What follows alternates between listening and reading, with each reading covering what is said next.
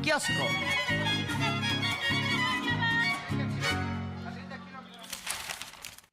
Se esperaba que esta mañana se le preguntara a la presidenta por la desaparición de los organismos autónomos, INAI, la COFESE, entre otros organismos autónomos, y hoy la presidenta reitera que desaparezca el INAI, que se acabe el INAI, no significa que va a acabar la transparencia, que si un ciudadano requiere información de un organismo público, no se va a tener, no va a haber opacidad. Lo que se va a acabar va a ser la corrupción que existía en organismos autónomos que recibían recursos públicos como el INAI.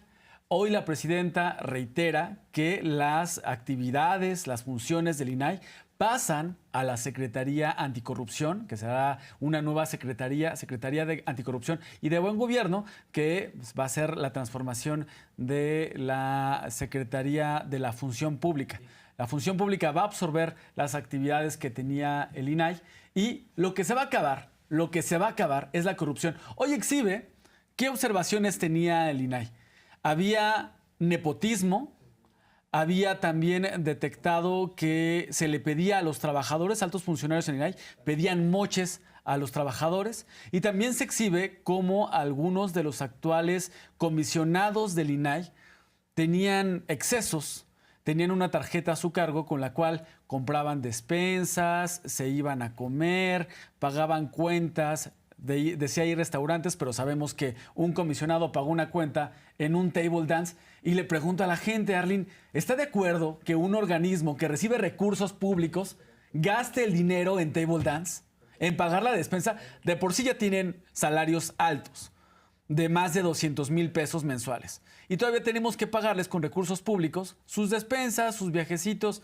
Eso es lo que se va a acabar con la desaparición de organismos autónomos. No se acaba la función que tiene la Comisión Federal de Competencia, no se acaba la función que tiene la INAI. Lo que se acaba es la corrupción, que permaneció por años, y que partidos de oposición, ayer veíamos a Jorge Romero afuera del INAI haciendo espectáculo de que vamos a defender al INAI. Habrá que aclarar si lo que está defendiendo es la corrupción o qué es lo que está defendiendo, ¿no, Arlene? Y es que lo que más molesta es justo que es imposible que un organismo que dice ser defensores de derechos al mismo tiempo invierta en la trata de personas, como lo hizo Guerra Fort, excomisionado del INAI, pero también molesta porque un día amanecen que el INE no se toca, después que la Suprema Corte y el Poder Judicial no se toca, ahora el INAI, van cambiando de playera conforme van saliendo las iniciativas del Plan C y no se ponen a trabajar. Son legisladoras y legisladores y no entran al debate realmente en pleno. Vemos a legisladores que incluso están vendiendo casas, es algo que vamos a tocar en un momento más con Marco Cortés en plena sesión, y en vez de revictimizarse y estar manipulando la información, deberían de ponerse a hacer su trabajo. Así lo menciona la presidenta. Esto no era problema antes para los que hoy defienden a capa y espada al INAI. Se les olvidó la corruptela. Esta es la Auditoría Superior de la Federación.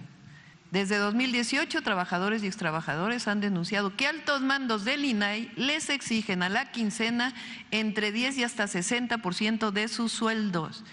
Pero eso no era problema para la estabilidad del país. ¿Por qué? Porque era parte de la cultura, decían, ¿no? La corrupción. También se detectó a personal que no labora directamente en las oficinas del INAI. Nepotismo. La auditoría forense descubrió lazos de parentesco desde padres, hijos, hermanos, primos, tíos, esposos, incluso omitiendo requisitos para poder ocupar diversos cargos de puestos en donde tiene que haber carrera. Adecuación de los requisitos de los perfiles de puesto para incorporar al INAI a personas que no cumplían con los mismos. La auditoría también documentó que los 7 comisionados, entre ellos los 4 que se mantienen vigentes, habrían incurrido en gastos indebidos relacionados con pagos de comidas, desayunos, viajes al extranjero y al interior del país, así como el manejo de la tarjeta corporativa American Express para ir a centros nocturnos. La presidenta Claudia Sheinbaum explica una vez más lo que realmente propone esta reforma y lo que busca es garantizar la transparencia sin corrupción.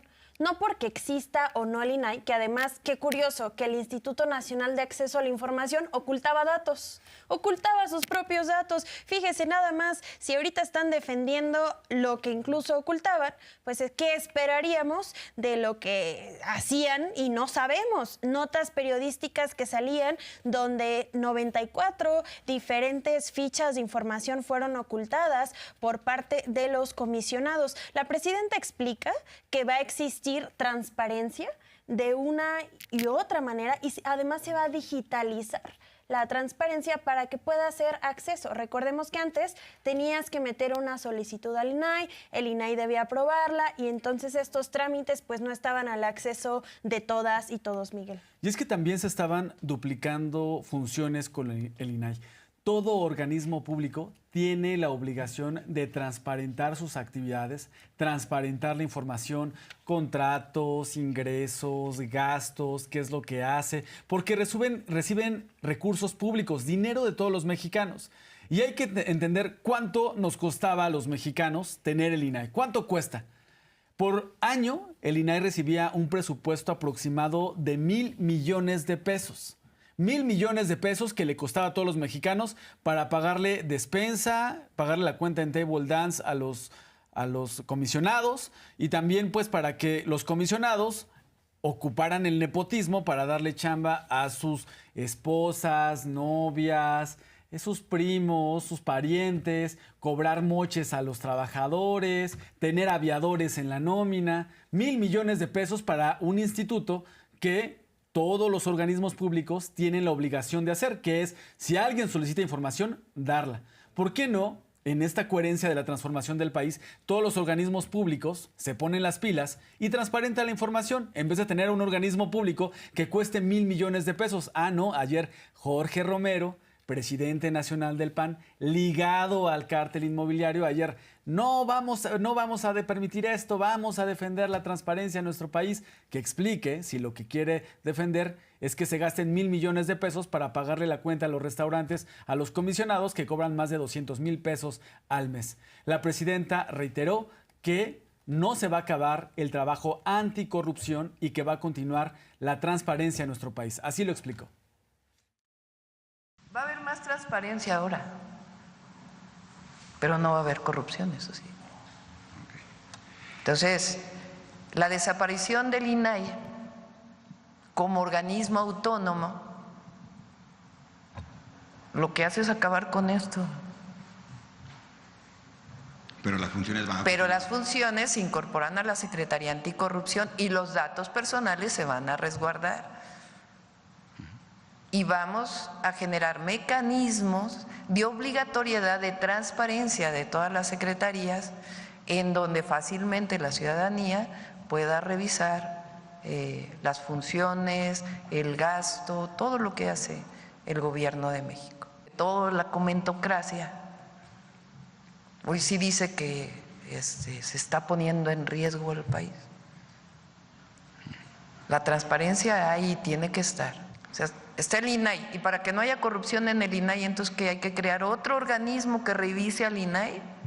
Pues no, que se cumpla la ley, eso es todo. Y para eso no requieres organismos y organismos y organismos y organismos autónomos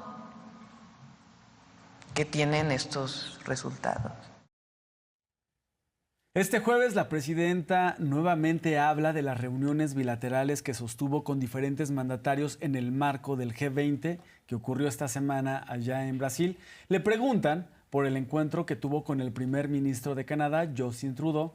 Sí, existe esta posibilidad de que Canadá esté con una postura de que México salga del TEMEC, del Tratado México, Estados Unidos y Canadá. La presidenta ya lo había explicado el día de ayer, había dicho que eso no era pues una posibilidad para Canadá, que hay muy buena integración y coordinación económica, comercial entre los tres países, y hoy explicó que personalmente Justin Trudeau le dijo que él no veía esa posibilidad y rechazaba que México saliera del acuerdo comercial. Así lo explicó nuevamente la presidenta. El primer ministro no está de acuerdo en sacar a México del tratado. me lo comentó muy claramente y acordamos pues seguir dialogando. Ellos pues tienen también sus propias elecciones pronto, entonces también usan estos temas como parte de una campaña electoral. Pero el primer ministro no está de acuerdo y hay que recordar que quien en su momento defendió que Canadá se quedara en el tratado fue el presidente López Obrador. Me preguntó de una marca de vehículos de fabricación china que si había una planta en México. Es una marca de vehículos eléctricos y le dije, la única planta de esa marca que hay en Norteamérica está en Pasadena, California. O sea, está en Estados Unidos. Entonces, nosotros tenemos también nuestro propio programa de fortalecimiento de la economía nacional, de disminución de importaciones, por ejemplo, que vienen de Asia. Pues es un tema, por supuesto, que tiene que ver con el tratado, pero de fortalecimiento de nuestra economía y de disminuir la dependencia. Lo mismo que en el caso, por ejemplo, de granos o de otros productos agrícolas, que estamos fortaleciendo la autosuficiencia alimentaria, como en el caso del frijol, por ejemplo. Pero ese es un asunto de desarrollo nacional. Entonces, Estados Unidos se beneficia mucho y Canadá del tratado, porque tal parece que solamente es un beneficio para México y no. Creemos que hacia adelante hay muchos argumentos, muchos datos, mucha información que fortalecen el mantenimiento o que se mantenga el tratado. Y en otros temas, la presidenta Claudia Sheinbaum habla respecto al posicionamiento del presidente electo de los Estados Unidos, Donald Trump, quien habla de la exportación de mexicanas y mexicanos, esta política migratoria visceral que ha sido una amenaza no por primera vez, sino a lo largo de su sexenio, de su gobierno anterior. Y es importante resaltar, la presidenta ya lo mencionaba, la aportación que hacen los mexicanos trabajadores y trabajadoras en Estados Unidos es enorme para la economía de Estados Unidos, nada más y nada menos de 338,000 millones de dólares anuales, que esto equivale al PIB de Colombia, de un país completo, y este recurso se queda gran parte en Estados Unidos.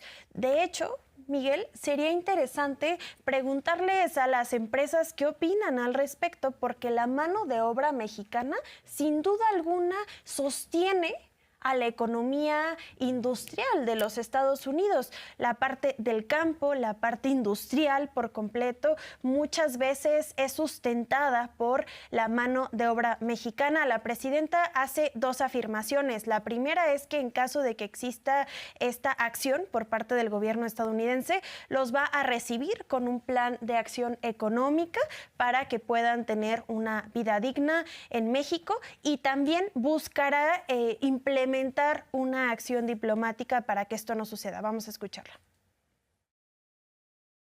Evidentemente no estamos de acuerdo en que se trate a los migrantes como criminales. Para eso existen las instituciones de justicia en cualquier lugar del mundo.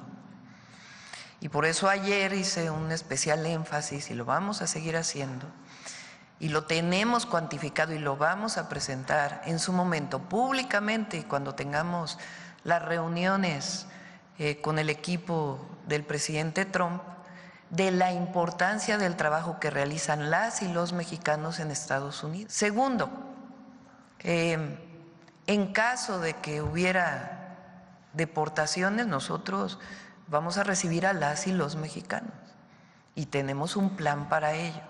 Pero vamos a trabajar previo a ello en demostrar que no tienen por qué deportarse a nuestros connacionales que están del otro lado de la frontera, que al contrario, benefician incluso a la economía de los Estados Unidos.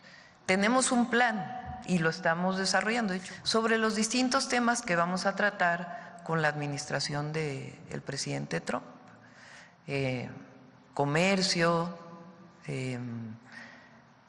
migración, seguridad, todo lo que tiene que ver con la relación bilateral y trilateral también con Canadá en el caso del TEMEC. Y la otra pues es todo el fortalecimiento de los consulados que también estamos trabajando. Entonces, porque he leído por ahí que dicen que la presidenta y su equipo no están preparados. Y, no, sí tenemos un plan, estamos preparados y en su momento, cuando sea propicio, vamos a hacer pues estas conversaciones con el equipo del presidente Trump. Arlene, ¿México está preparado y listo para defender a los mexicanos de llevar a cabo Donald Trump, el próximo presidente de Estados Unidos, su plan, su amenaza, su amago de deportar masivamente a migrantes, entre ellos mexicanos? México sí está listo y los mexicanos, los migrantes en Estados Unidos, van a aportar a la economía de Estados Unidos, a la de nuestro país, a la de sus países, porque los mexicanos que viven allá pagan renta, compran alimentos, pagan impuestos, o aportan miles de millones de dólares a la economía de Estados Unidos. Dicen, pues los migrantes les va muy bien porque pues ganan en dólares. Sí, ganan en dólares, pero gastan en dólares estando allá y aún así no se olvidan de los suyos. México está listo para defender a los mexicanos y sobre todo diálogo. Por cierto, diálogo como en todos los conflictos que se presenten. Por el día de hoy, esta mañana, le preguntan a la presidenta sobre la posición de México que va a tener ante una posible escalada del conflicto entre Ucrania y Rusia. La presidenta Claudia Sheinbaum dice diálogo y, por supuesto, México siempre va a estar a favor de la paz.